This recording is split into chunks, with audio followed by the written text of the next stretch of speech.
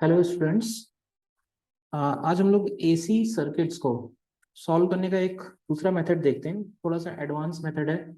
Normally अगर हम सिर्फ जेई एडवांस के क्वेश्चंस की बात करें अगर, तो जेई एडवांस में तो खैर अभी तक सिर्फ सीरीज एसी सर्किट्स आए हुए हैं, और सीरीज एसी सर्किट्स को सॉल्व करने के लिए हमें बहुत कोई कॉम्प्लेक्स मेथड की जरूरत नहीं पड़ती है। बहुत सिंपल फॉर्मूले से ही वो क्वेश्चन सॉल्व हो जाते हैं, ठीक है ना।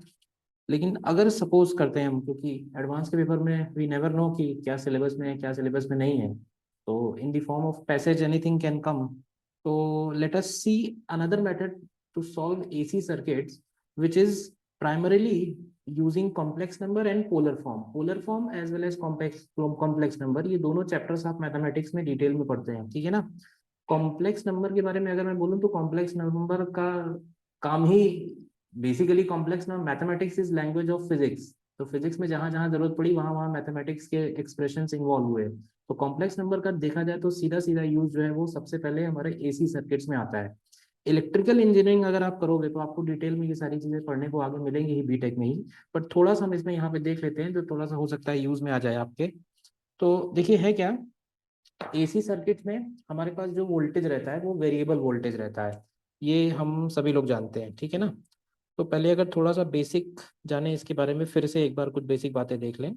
तो सपोज ये हो गया अप्लाइड वोल्टेज, और ये जो अप्लाइड वोल्टेज है ये साइन का फंक्शन, कॉस का फंक्शन, या साइन और कॉस का कुछ फेज डिफरेंस वाला फंक्शन हो सकता है, ठीक है ना।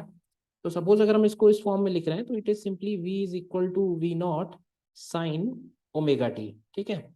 अब हम लोग अगर एक काम ये करें, एक रेफरेंस लाइन एज्यूम करते हैं और उस रेफरेंस लाइन में बोल देते हैं कि ये जो रेफरेंस लाइन हमने ली है ये साइन ओमेगा टी का डायरेक्शन हो गया एक तरह से। और एंगल क्योंकि हम लोग एंटी क्लॉकवाइज मेजर करते हैं, तो हम ऐसे बोल सकते हैं कि ये जो वोल्टेज है इस वोल्टेज का स्टार्टिंग पॉइंट यानी t इक्वल टू जीरो पे ये जो वोल्टेज है ये सारा का सारा वोल्टेज इसी डायरेक्शन में है वी नॉट। और टी टाइम के बाद ये कहाँ होगा, तो टी टाइम के बाद अगर ये फेजर ओमेगा से घूम रहा है तो ये इससे ओमेगा टी एंगल बनाएगा, ठीक। तो इसको हम ऐसे बोल सकते हैं कि this is equal to V naught sine omega T, या इसको हम सिंपली ऐसे भी लिख सकते हैं पोलर फॉर्म में, तो it is equal to V equal to V naught angle 0 degree, ठीक है। 0 डिग्री का मतलब सिंपली यहाँ पे ये हुआ कि जो वोल्टेज का फेजर है वो एग्जैक्टली रेफरेंस लाइन से कोइंसाइड कर रहा है, ठीक है ना। तो ये हमारा एक तरह से पोलर फॉर्म हो गया, v is equal to V naught angle 0, ठीक। अब आते हैं हमारे पास तीन कंपोनेंट्स हैं। तीन कंपोनेंट्स हमारे पास कौन कौन से हैं, एक तो है हमारे पास इलेक्ट्रिकल कंपोनेंट्स, एक हो गया हमारे पास रेजिस्टेंस, ठीक है, एक हो गया हमारे पास इंडक्टर, और एक हो गया हमारे पास कैपेसिटर। जिसमें आप देखो तो कैपेसिटर और इंडक्टर ये दोनों एनर्जी का लॉस नहीं करते हैं, बल्कि electrical energy in the form of charge और in the form of current ये दोनों स्टोर करते हैं। अच्छा, रेजिस्टेंस में एक्चुअल पावर लॉस होता है, तो हम ऐसे बोल सकते हैं कि resistance is more about real, जैसे कॉम्प्लेक्स नंबर में पढ़ते हैं ना हम लोग रियल वैल्यू और इमेजिनरी वैल्यू, तो रेजिस्टेंस को बोल सकती है resistance is basically real, responsible for real power loss. Whereas inductor and capacitor ये दोनों हमारे एक तरह से इमेजिनरी पावर लॉस है। मतलब अगर इंडक्टर में से कोई करंट फ्लो कर रहा होगा तो हम इसमें बोलते हैं कि कोई भी पावर लॉस नहीं होगा, या कैपेसिटर में चार्ज चेंज हो रहा है तो पावर लॉस नहीं हो रहा है, जो भी एनर्जी है वो स्टोर हो रही है। तो हम यहाँ पे क्या करते हैं, रेजिस्टर को अगर हम कॉम्प्लेक्स से रिप्रेजेंट करें तो रेजिस्टेंस के लिए Z1 की वैल्यू हो जाएगी R, ठीक है। इंडक्टेंस के लिए Z2 की वैल्यू हम लोग लिखते हैं J⍵L, और कैपेसिटर के लिए इम्पीडेंस की वैल्यू Z3 की वैल्यू लिखते हैं हम लोग 1/J⍵C। अब यहाँ पे J क्या है, J यहाँ पे वही आयोटा है जिसको आप लोग मैथमेटिक्स में I के नाम से जानते हो, ठीक है। इलेक्ट्रिकल इंजीनियरिंग में अगर आप देखोगे तो उसको हम लोग J से रिप्रेजेंट करते हैं इंस्टेड ऑफ I, क्योंकि I ऑलरेडी करंट होता है तो इसलिए J, ठीक है ना। तो ये हो गया Z1, Z2 और Z3। अब हम बात करते हैं अपने सीरीज सर्किट के लिए। फॉर सीरीज सर्किट,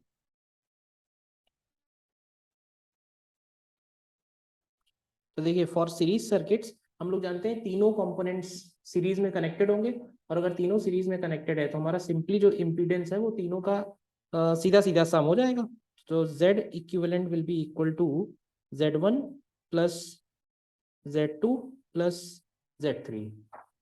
ठीक है, Z1 plus Z2 plus Z3 की वैल्यू अगर हम लोग कैलकुलेट करते हैं तो ये हो जाएगा Z1 की जगह हो जाएगा R, Z2 की जगह है J ओमेगा L, और Z3 की जगह है 1/J ओमेगा C।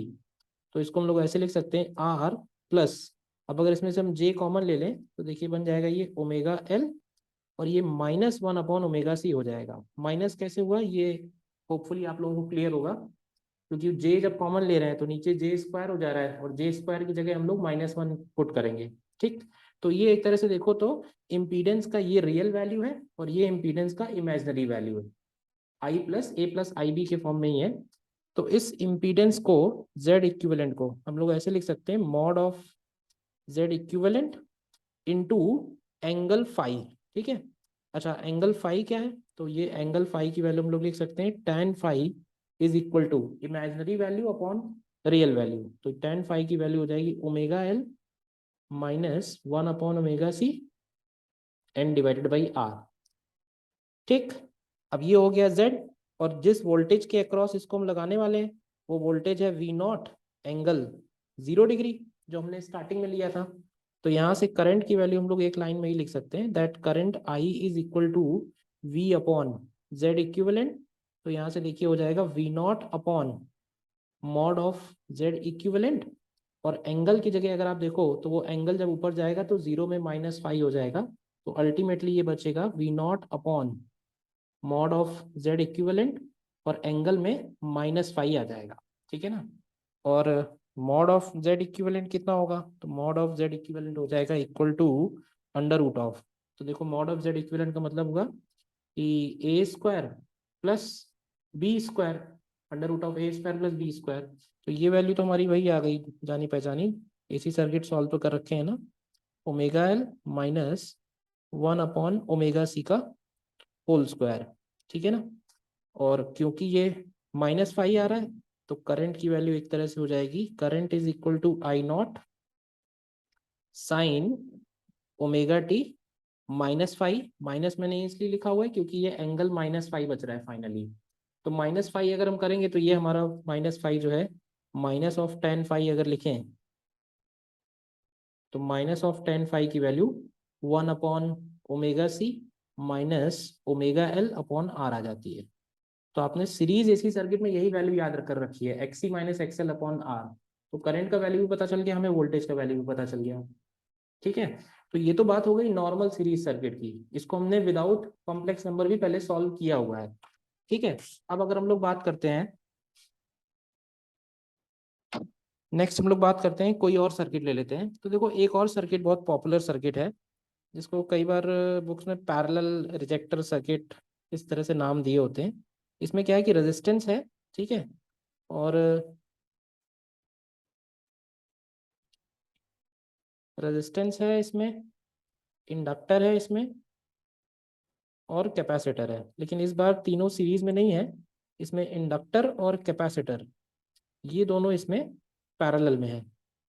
ठीक है, और इसको हम लोगों ने अगेन एसी सोर्स से कनेक्ट कर रखा है।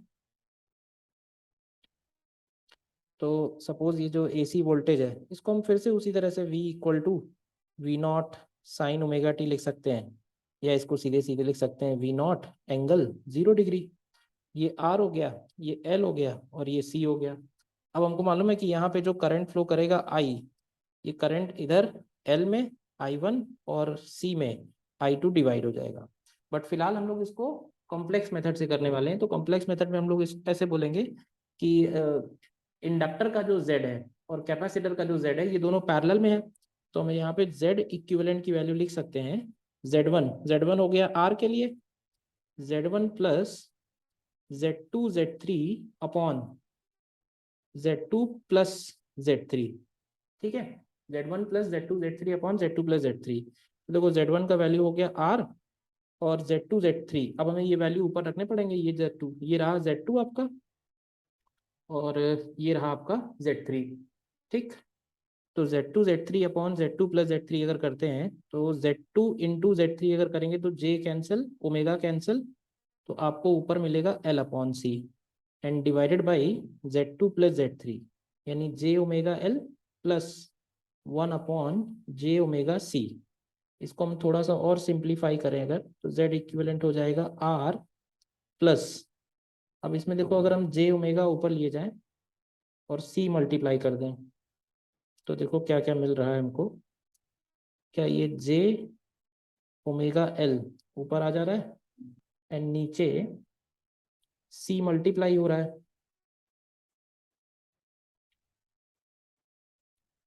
जे कॉमन लिया मैंने और omega common, actually 1 upon J omega common लिया है, तो 1 अपॉन जे ओमेगा कॉमन लिया तो ये माइनस ओमेगा स्क्वायर एल हो गया और सी कैंसिल हो गया। तो देखिए क्या ये बच रहा है 1 अपॉन 1 माइनस ओमेगा स्क्वायर सी।